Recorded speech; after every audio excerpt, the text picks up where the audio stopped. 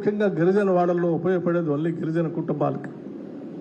ఇల్లు లేనటువంటి వాళ్ళు ఎక్కువ మొత్తంలో ఉండేది కూడా వీళ్ళు. సో ఈ నిధులు ఇందిరమ్మ ఇళ్ల గురించి కానీ, రాజీవ్ వికాసం గురించి కానీ, ఇందిరా సవర గిరిజన వికాసం గురించి కానీ,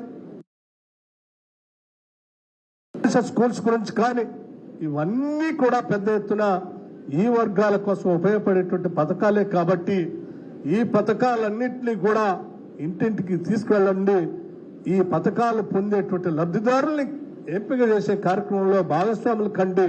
వాళ్ళందరినీ చైతన్యవంతులు చేసి వాళ్ళు ఏ రకంగా అప్లై చేసుకోవాలి, ఏ రకంగా ముందుకు పోవాలో నాయకులుగా మీరు వాళ్ళందరికీ గైడ్ చేయండి అని కూడా ఈ సందర్భంగా మీ అందరికి విజ్ఞప్తి చేస్తా ఉన్నాం. అప్పుడే మనం ఇక్కడ తీసుకున్న ట్రైనింగ్ మనం క్షేత్రస్థాయిలో ఉపయోగపెట్టడానికి ఉపయోగపడుతుందని చెప్పి మీ అందరికీ నేను సవినయంగా మనవి చేస్తా ఉన్నాను. ఈరోజు ఇళ్లలో మరి రాష్ట్ర ప్రభుత్వం ద్వారా సన్న బియ్యం ఈరోజు అందిస్తా ఉన్నాం. దాదాపు 13,500 కోట్ల రూపాయలు ఈ పథకం పైన ఈరోజు రాష్ట్ర వ్యాప్తంగా ప్రొక్యూర్మెంట్ దగ్గర నుంచి కానీ పంపిణీ వరకు కానీ ఖర్చు పెట్టగలుగుతూ ఉన్నాం. మరి గతంలో ఎప్పుడో పబ్లిక్ డిస్ట్రిబ్యూషన్ నుంచి పౌర సరఫరా దుకాణాల నుంచి దొడ్డు బియ్యం ఇస్తే అవి తెల్లలేని పరిస్థితిలో ఉంటే ఈరోజు ఇందుకు ప్రభుత్వం ఆలోచన చేసి రాష్ట్ర వ్యాప్తంగా దాదాపు 1,15,00,000 కుటుంబాలు ఉంటే 90 లక్షల కుటుంబాలకి ఈరోజు సన్న బియ్యం ఈరోజు రాష్ట్ర వ్యాప్తంగా అందిస్తున్నాం.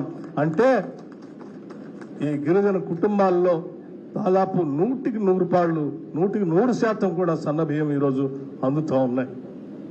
అంతేకాదు గిరిజన కుటుంబాల్లో ఉన్నటువంటి వాళ్ళందరికీ ఈరోజు 200 యూనిట్ లోపల ఉన్నటువంటి కుటుంబాలందరికీ ఉచిత కరెంట్ అని మనం ప్రకటిస్తే దాదాపు 100% గిరిజన కుటుంబాలందరికీ ఈరోజు ఉచిత కరెంటు అందుతా ఉంది. ప్రతి గ్రామం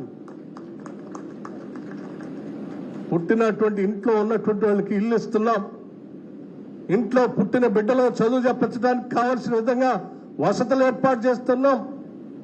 ఇంట్లో ఉన్నటువంటి వాళ్ళకి ఎవరికి అనారోగ్యానికి గురైతే 10 లక్షల రూపాయలతో రాజీవ్ ఆరోగ్యశ్రీ కార్యక్రమాన్ని ఏర్పాటు చేశాం. అందులో ఎవరైనా ఉద్యోగాలు కావాలంటే ఉద్యోగ వ్యవస్థను ఏర్పాటు చేశాం. సెల్ఫ్ ఎంప్లాయ్మెంట్ ద్వారా కావాలంటే రాజీవ్ యువ వికాసాన్ని ఏర్పాటు చేశాం. అలాగే విదేశాలపై ఎవరైనా చదువుకోవాలంటే ఓవర్సీస్ స్కాలర్షిప్ కూడా మొదలు పెట్టాం. అట్లాగే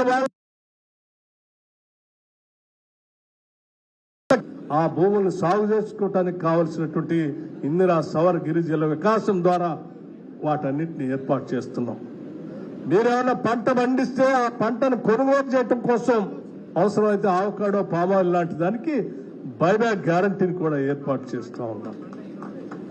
ఈ రకంగా ఒక కుటుంబంలో ఉన్నటువంటి వాళ్ళందరికీ ఆ కుటుంబం వృద్ధులుంటే పెన్షన్ ఇస్తున్నాం. ఏ ఒక్కరిని కూడా వదిలిపెట్ట కోసమే ఆలోచన చేసి ఆ ప్రజల సంక్షేమం కోసమే కట్టుబడి ముందుకు పోతుందని చెప్పటం కోసమే నేను ఈ ఉదాహరణలన్నీ చెప్తాను. కూడా మీరు కుటుంబం ప్రతి ఇంట్లో మనం ఏ పథకాలు అందిస్తున్నాం అనేటువంటి సమాచారాన్ని కూడా కొద్ది రోజుల్లో నిక్షిప్తం చేసి గ్రామానికి పంపించే మీ గ్రామంలో ఎవరెవరికి రుణమాఫీ వచ్చింది, ఇందిరమ్మ ఇల్లు ఎవరికి